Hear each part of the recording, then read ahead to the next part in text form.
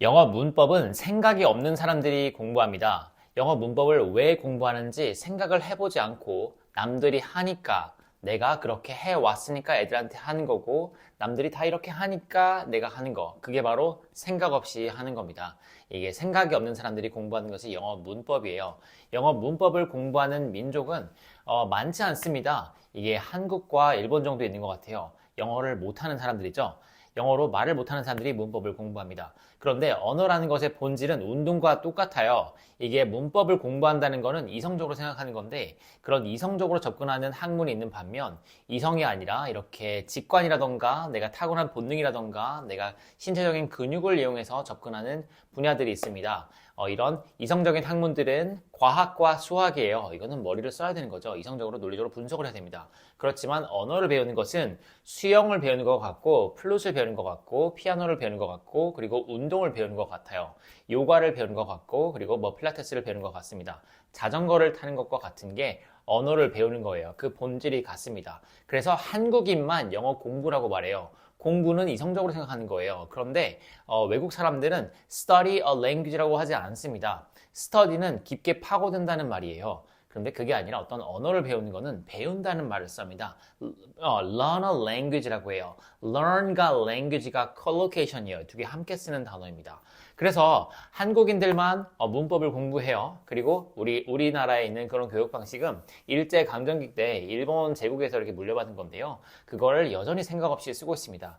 우리 인간은 자기가 이렇게 받은 그런 자기가 살아온 환경이 맞다고 믿는 그런 성향이 있거든요. 이게 심리학 특성인데요. 그런데 그게 틀렸으면 틀렸음을 인지하고 바꿀 수 있는 사람만이 앞으로 나아갈 수 있습니다.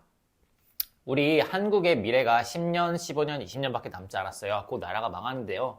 이건 어떻게 할 수가 없습니다. 이거는 총체적인 문화 때문이에요. 제 생각에는 한국 여자들이 뭐 여러 가지 있습니다. 정말 여러 가지 문화적인 이유 때문에 우리 인구가 이제 1이 되지 않고 출산율 1이 되지 않고 이렇게 점점 낮아가지고 이제 곧 소멸하게 되는데 이런 문화적인 이유 때문이라서 이렇게 어떻게 돌이킬 수가 없습니다. 그래서 우리가 생각 있는 사람들이 살아남을 수 있는 유일한 방법은 영어를 배워서 세계인과 교류를 하거나 아니면 이민을 가거나 아니면 우리가 한국에서 뭔가 대단한 그런 기업을 만들어서 그걸로 해서 수출을 해가지고 다시 문화도 바꾸면서 이런 위기를 기회로 전환해서 다시 좀 우리가 아이를 낳고 아주 줄어든 그런 인구에서 다시 시작하는 겁니다. 그런데 그렇게 되는 가능성이 조금 희박하기는 합니다. 그래서 우리가 지금 할 수 있는 최선은 영어를 배우는 건데요. 그런데 그 영어는 우리가 한국에서 배우는 그런 문법을 외운다던가 평소에 쓰지 않는 그런 단어들을 배우는 게 아닙니다. 일상어를 배우는 거고 영어식 사고방식을 배우는 거예요. 왜 한국어에도 관용어가 있어요. 뭐 날이 풀린다던가 뭐 쇠가 빠진다던가 뭐 등등등의 한국어 관용어가 있잖아요. 근데 이게 영어도 관용어가 있습니다. 그런데 언어가 습관이 되면은 그렇게 생각이 맞춰지게 됩니다. 우리가 그 생각은 언어로 발현이 되거든요. 그래서 언어를 바꾸면 나의 생각도 바뀝니다. 영어 거는 이렇게 생각을 하는데 그게 또 생각을 바꾸고 그게 인생을 바꾸게 됩니다. 예를 들어서 한국 사람들이 제일 많이 하는 말 중에 하나가 힘들다 하는 말을 정말 많이 말하고요. 그리고 죽겠다 하는 말을 많이 하는데 그런 말을 많이 하는 사람들이 결국에는 그렇게 되잖아요. 이렇게 부정적인 말을 많이 하는 사람들이 부정적인 인생을 삽니다. 그렇지만 영어 거는 힘들다는 말을 굳이 하지 않아요. 이거를 돌려서 긍정적으로 말합니다. 영어는 항상 좋은 말에 낫을 붙여서 말해요. 힘들다는 말을 긍정적으로 말하는 게 it's challenging이라고 합니다. 영어로도 tough라고 말하기도 하는데 그거는 정말 아껴놨다가 정말 그럴 때 쓰거나 그런 특정한 상황에 쓰는 거지 일반적으로 사람들이 쓰는 말은 긍정적인 말이에요. 긍정과 부정, 이 세상에 있는 에너지 두 개가 있을 뿐입니다. 그 내용을 부자의 110억에 생각하는 법을 설명했는데요. 이 세상에는 에너지가 있다는 것을 이해하셨으면 좋겠어요. 그러면은 와 내가 긍정 에너지를 풀면은 내가 바로 긍정으로 되는구나 깨달으실 거예요.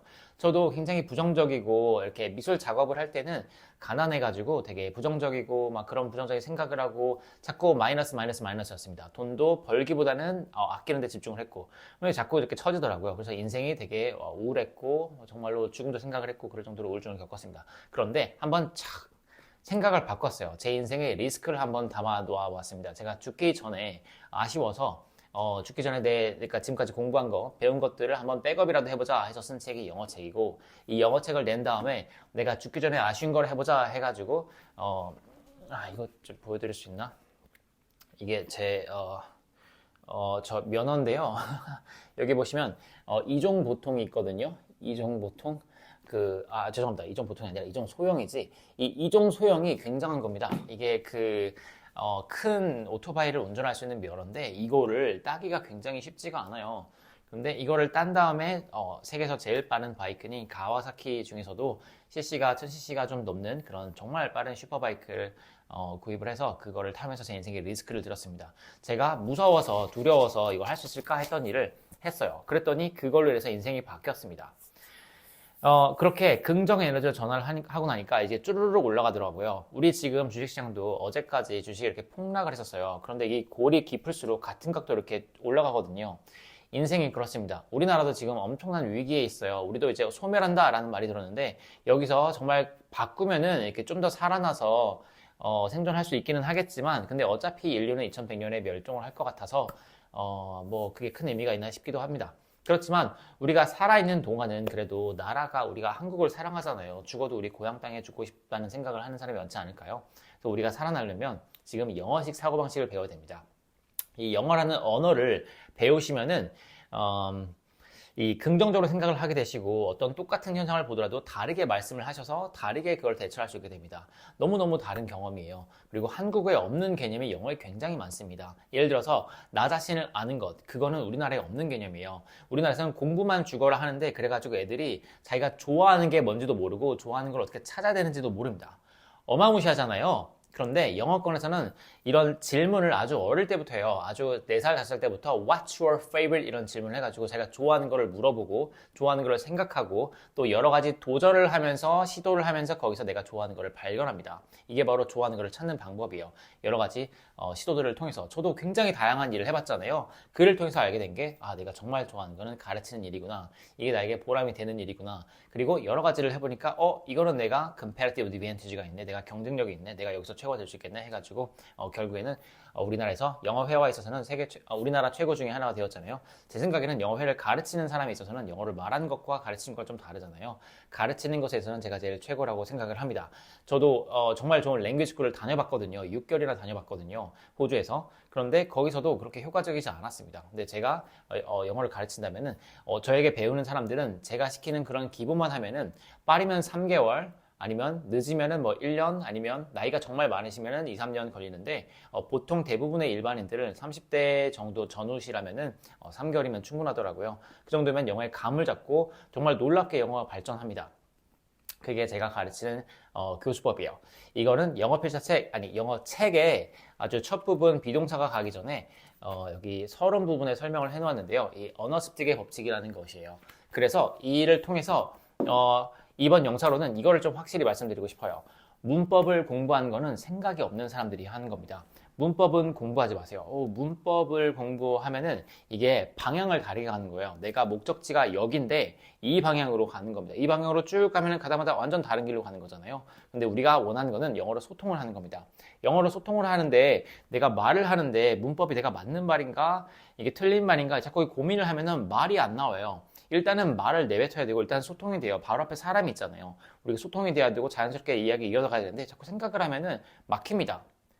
그래서 한국 사람들은 특히 공부를 열심히 한 사람일수록 영어를 되게 못하는데 그 이유가 이게 이성적으로 생각을 해서입니다. 그래서 문법을 공부하는 거는 잘못된 거예요. 저기 선생님 그리고 어머님들 애들 영어를 잘하게 하고 싶으시면 문법을 가르치면 안 됩니다. 문법은 공부할 필요가 없어요. 한국어를 말씀하실 때 문법을 공부해서 말씀하셨나요? 이 당연한 것만 생각해 보시더라도 문법을 공부할 필요가 없다는 걸 알게 됩니다. 그런데 지금 선생님께서 불안하신 이유는 주변 사람들이 다 문법을 공부하고 그게 맞다라고 말을 하고 있기 때문에 그런 거예요. 그런데 한국이라는 우물을 벗어나 보세요. 그러면 한국 사람들은 자기만의 구멍 안에서 되게 잘못된 생각을 하고 있다는 걸 깨닫게 됩니다. 한국 밖에서 한번 한국을 보셨으면 좋겠어요. 생각을 좀 크게 해보세요. 우리는 우리만의 우물에 갇혀 있고 그러다 보니까 결국 소멸이라는 그런 운명을 떠안게 되고 있습니다. 우리 곧 없어질 예정인데 근데 아직은 바꿀 수 있는 희망이 있는 것 같아요. 그런 희망이 있어야 우리가 살 수 있지 않겠습니까? 그래서 저는 앞으로는 이게 한국이 없어지기 전에 저도 어차피 호주가 좀 더 편하니까 호주로 가겠지만은 근데 호주로 간다는 것도 우리 문화를 살리기 위해서고 우리의 문화를 이렇게 보존할 수 있는 무언가를 세계 곳곳에 만들기 위해서 세계로 나갈 거예요. 그렇지만은 지금은 일단 이걸 알려드리고 싶어요. 문법은 공부하지 마세요. 문법 필요 없습니다.